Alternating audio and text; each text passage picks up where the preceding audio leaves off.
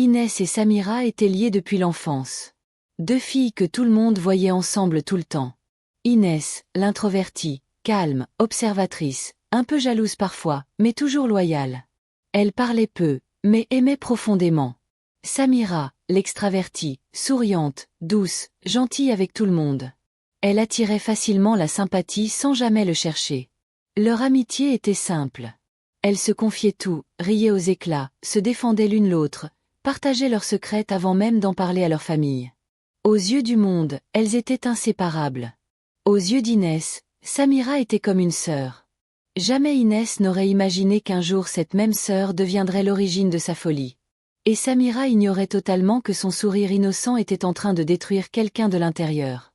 Makoko, avec ses ruelles étroites, ses maisons sur pilotis et le bruit constant de la lagune, était leur terrain de jeu, leur refuge. Inès habitait Makoko, ce quartier incroyable où les maisons flottent sur l'eau de la lagune. Chaque matin, elle marchait sur des planches étroites pour aller à l'école. C'est là qu'elle avait vu Malik pour la première fois. Malik venait d'Akoka, le quartier voisin. Il avait des yeux très noirs et un sourire un peu timide qui faisait battre le cœur d'Inès. Au début, ils se regardaient juste à l'arrêt de bus. Puis les regards sont devenus plus longs, plus doux. Inès n'était pas une fille qui parlait beaucoup de ses émotions.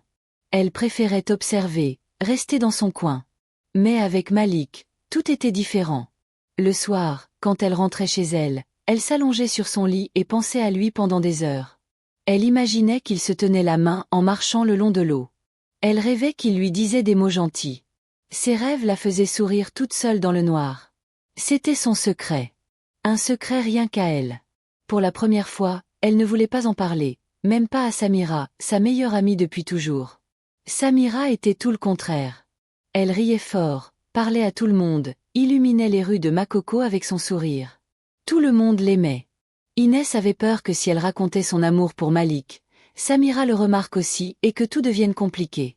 Alors, elle gardait tout pour elle. Elle notait dans sa tête chaque petit détail. La façon dont Malik portait son sac, comment il saluait les grands, la couleur de son t-shirt préféré. Les mois passaient et ses sentiments devenaient de plus en plus grands. Ce n'était plus une petite envie de plaire. C'était un amour profond qui lui faisait mal parfois parce qu'elle n'osait toujours pas parler. Elle préparait dans sa tête le jour parfait où elle lui dirait tout. Elle imaginait le soleil qui se couchait sur la lagune, l'air doux et Malik qui lui répondrait qu'il ressentait la même chose. Dans sa famille, il y avait beaucoup de bruit, beaucoup d'enfants. Inès n'avait jamais de place pour rêver tranquillement. Mais ce secret avec Malik, c'était son trésor. Elle lisait des histoires d'amour en cachette et se voyait à la place des héroïnes. Chaque soir, elle se promettait. Bientôt, je lui parle. Bientôt, ma vie va changer. Elle ne savait pas encore que ce secret si doux allait devenir une blessure immense. Elle ne savait pas que garder tout pour elle allait tout détruire. Pour l'instant, elle était juste une fille amoureuse qui marchait sur les planches de Makoko avec le cœur qui battait très fort à chaque fois qu'elle voyait Malik au loin. Elle croyait que l'amour était quelque chose de beau et de pur. Elle n'imaginait pas que ce sentiment pouvait se transformer en quelque chose de très sombre. Ce jour-là, le soleil se couchait doucement sur la lagune et peignait tout en orange et rose. Inès avait enfin pris son courage à deux mains. Elle voulait parler à Malik. Elle s'assit à côté de lui à l'arrêt de bus. Ses mains tremblaient un peu, mais elle se sentait prête. Malik leva les yeux et lui sourit gentiment. Ils parlèrent d'abord de l'école, du temps qu'il faisait. Inès cherchait les bons mots pour dire ce qu'elle ressentait depuis des mois. Soudain, Malik devint sérieux.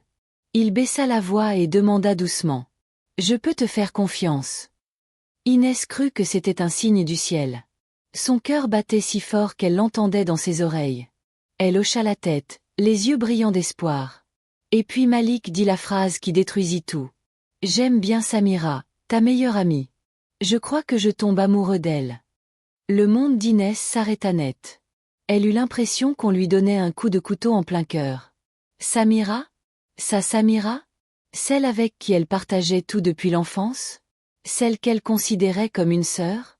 Inès essaya de rester calme, mais à l'intérieur tout se brisait en mille morceaux.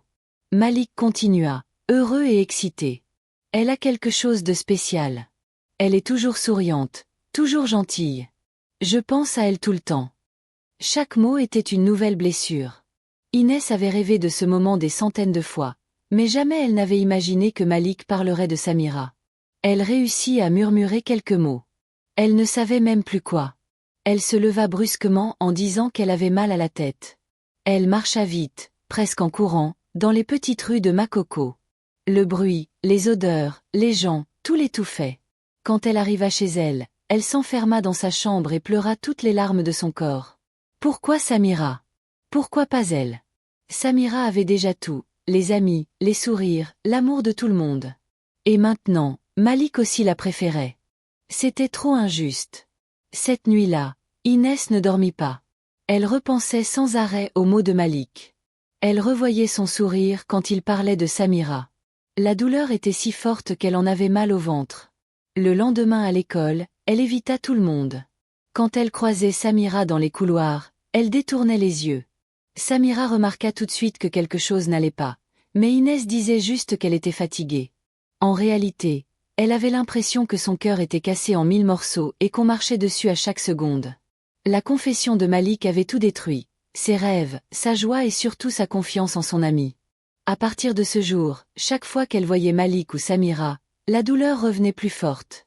Inès ne savait plus comment vivre avec ça. Elle ne savait pas encore que cette douleur allait se transformer en quelque chose de très dangereux.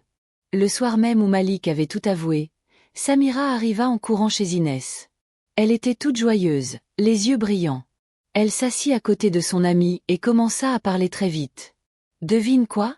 J'ai discuté longtemps avec Malik aujourd'hui. Il est trop gentil. Il m'a fait rire tout le temps. » Inès écoutait sans rien dire.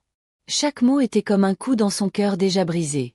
Samira continuait, heureuse et innocente. « Il m'a dit que j'avais un beau sourire. Tu crois qu'il m'aime bien? » Samira ne savait rien. Elle ne se rendait pas compte qu'elle parlait du garçon qu'Inès aimait en secret depuis des mois. Elle ne voyait pas que son bonheur faisait souffrir son amie. Elle était juste sincère, pure comme toujours. Et c'est ça qui faisait le plus mal. Pendant que Samira parlait avec des étoiles dans les yeux, Inès sentait son âme se déchirer. Elle avait envie de crier « Arrête, c'est moi qui l'aime !» Mais elle se taisait. Elle souriait même un peu pour ne pas montrer sa douleur. Les jours suivants furent pires. Samira venait tous les jours raconter ses petites joies. Malik m'a dit bonjour. Malik m'a prêté un stylo. Malik a ri à ma blague. Inès avait l'impression qu'on lui arrachait un bout de cœur à chaque fois. Makoko, avec ses ruelles sombres et l'odeur du poisson grillé le soir, devenait un endroit lourd et triste pour Inès. Avant, elle aimait ses odeurs, ses bruits. Maintenant, tout l'étouffait. Samira ne changeait pas. Elle restait la même fille douce et joyeuse. Elle ne faisait rien de mal. Elle ne savait simplement pas que son innocence faisait tellement souffrir son amie. Elle pensait qu'Inès était juste fatiguée ou un peu malade. Un soir, alors qu'elles étaient assises au bord de l'eau, Samira posa sa tête sur l'épaule d'Inès comme avant et dit « Je suis trop contente qu'on soit meilleures amies. Je te raconte tout. » Inès hocha la tête, mais à l'intérieur, elle hurlait de douleur. Elle commença à s'éloigner doucement. Elle répondait moins. Elle évitait les longues discussions. Mais Samira revenait toujours avec son grand sourire et ses histoires sur Malik. Inès passait ses nuits à pleurer. Elle se demandait pourquoi la vie était si injuste, pourquoi Samira avait tout sans effort. Pourquoi elle, Inès, devait toujours rester dans l'ombre. L'innocence de Samira était devenue un poison lent. Chaque sourire, chaque mot gentil sur Malik, chaque moment de bonheur, tout ça tuait Inès petit à petit. Et le pire, c'est que Samira ne s'en rendait même pas compte. Elle continuait à vivre, à rire, à être elle-même. Et c'est exactement ça qui faisait le plus mal. Après la confession de Malik, Inès n'était plus la même. Elle observait tout, tout le temps. Quand Samira parlait à Malik à l'école, elle regardait de loin. Quand ils riaient ensemble, elle comptait les secondes. Quand ils marchaient un peu ensemble jusqu'à l'arrêt de bus, elle les suivait discrètement des yeux. Samira ne faisait rien de mal. Elle était juste gentille comme toujours. Mais pour Inès, chaque sourire était une trahison. Chaque regard était une attaque. Elle ne dormait presque plus. La nuit, elle restait éveillée à imaginer des scènes horribles. Malik et Samira qui s'embrassaient, qui se mariaient, qui riaient d'elle. Ses pensées tournaient en boucle dans sa tête. La jalousie n'était plus une petite émotion. Elle était devenue une obsession qui la mangeait de l'intérieur. Inès ne pensait plus qu'à ça. À l'école, à la maison, en marchant dans les rues de Makoko, partout, tout le temps, elle pensait à Samira et Malik. Elle avait maigri, elle ne mangeait presque plus. Ses yeux étaient cernés. Samira s'inquiétait. Inès, qu'est-ce qui t'arrive? Tu es toute pâle. Inès répondait toujours la même chose. Rien, je suis juste fatiguée. Mais à l'intérieur, elle bouillonnait de colère et de douleur. Elle avait commencé un carnet secret. Dedans, elle écrivait tout ce qu'elle ressentait. Samira me vole ma vie. Elle prend tout ce que je veux. Elle ne mérite pas d'être aussi heureuse. Écrire calmait un peu sa douleur, mais ça nourrissait aussi sa haine. Dans les rues étroites de Makoko, elle marchait seule pendant des heures. Elle murmurait pour elle-même. Pourquoi elle? Pourquoi toujours elle? Le bruit de l'eau, les cris des enfants, tout l'énervait maintenant. Parfois, une petite voix dans sa tête essayait de la raisonner. Samira n'y est pour rien. Elle ne sait même pas que tu aimes Malik. Mais cette voix était trop faible. La jalousie était trop forte. Elle imaginait des plans pour séparer Samira et Malik. Elle voulait répandre des rumeurs. Elle voulait faire douter Samira. Elle voulait reprendre ce qu'on lui avait volé. L'obsession grandissait chaque jour. Inès ne voyait plus que ça. Sa vie entière tournait autour de cette douleur. Elle n'avait plus d'amis, plus de joie, plus rien. Il n'y avait plus que la haine et la jalousie. Samira continuait à sourire, à vivre, à être heureuse. Elle ne voyait pas le monstre que sa simple existence avait créé chez son amie. Elle ne savait pas que son innocence avait allumé un feu qui allait tout brûler. Inès était en train de se perdre complètement. L'obsession l'avait avalée tout entière. Une nuit, alors que tout le monde dormait dans la maison sur pilotis, Inès prit une vieille pelle dans le garage. Ses mains tremblaient, mais elle savait ce qu'elle allait faire. Elle marcha longtemps jusqu'à un terrain vague derrière un grand entrepôt à Bariga. L'endroit était désert, couvert d'herbe haute et de déchets. Personne ne venait jamais là. Elle commença à creuser. La terre était dure, ses bras lui faisaient mal, mais elle continuait. À chaque coup de pelle, elle murmurait. Elle me vole tout. Elle me remplace. Elle ne mérite pas de vivre heureuse. Elle creusa pendant des heures. La sueur coulait sur son visage. Ses mains saignaient un peu, mais elle ne s'arrêtait pas. Quand elle finit, il y avait un grand trou profond dans la terre, une tombe. Elle regarda son travail. Elle se sentit à la fois terrifiée et calme. C'était réel maintenant. Elle allait le faire. Elle cacha la pelle dans les herbes et rentra chez elle. Toute la journée, elle prépara son plan dans sa tête. Il fallait attirer Samira là-bas sans qu'elle se doute de rien. Il fallait que tout soit parfait. La nuit, elle n'arrivait plus à dormir du tout. Elle imaginait Samira dans le trou en train de crier. Elle imaginait le silence après. Elle se disait que c'était la seule solution. Makoko dormait autour d'elle. Les maisons sur pilotis bougeaient doucement sur l'eau. Personne ne savait ce qui se passait dans la tête d'Inès. Personne ne savait qu'une tombe attendait déjà dans un terrain vague. Elle se répétait que c'était de la faute de Samira, que si Samira n'avait pas été aussi gentille, aussi souriante, aussi parfaite, rien de tout ça ne serait arrivé. Le plan mortel était prêt. Il ne manquait plus que la dernière étape. Le lendemain, Inès agit très vite. À l'école, pendant que Samira était aux toilettes, elle prit son téléphone dans son sac. Elle écrivit un message et l'envoya au numéro de Malik. Rejoins-moi derrière l'entrepôt à Bariga après les cours. J'ai quelque chose d'important à te dire. C'est Samira. Elle effaça le message envoyé pour qu'il ne reste aucune trace et remit le téléphone à sa place. Samira ne se douta de rien.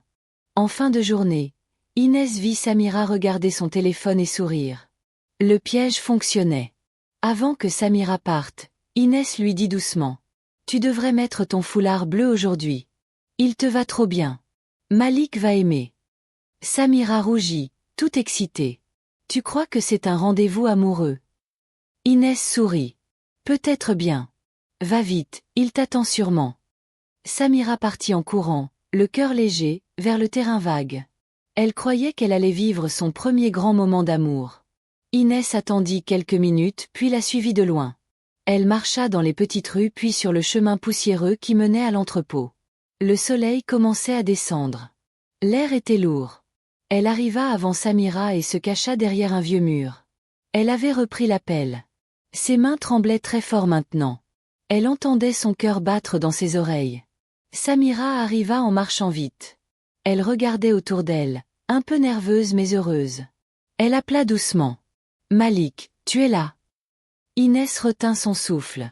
Le piège était parfait. Dans quelques minutes, tout serait fini. Samira marchait dans les herbes hautes. Elle appelait encore. Malik. C'est toi? Elle ne voyait rien. Le terrain était désert. Soudain, Inès sortit de l'ombre. Samira sursauta puis sourit, soulagée. Inès, tu m'as fait peur.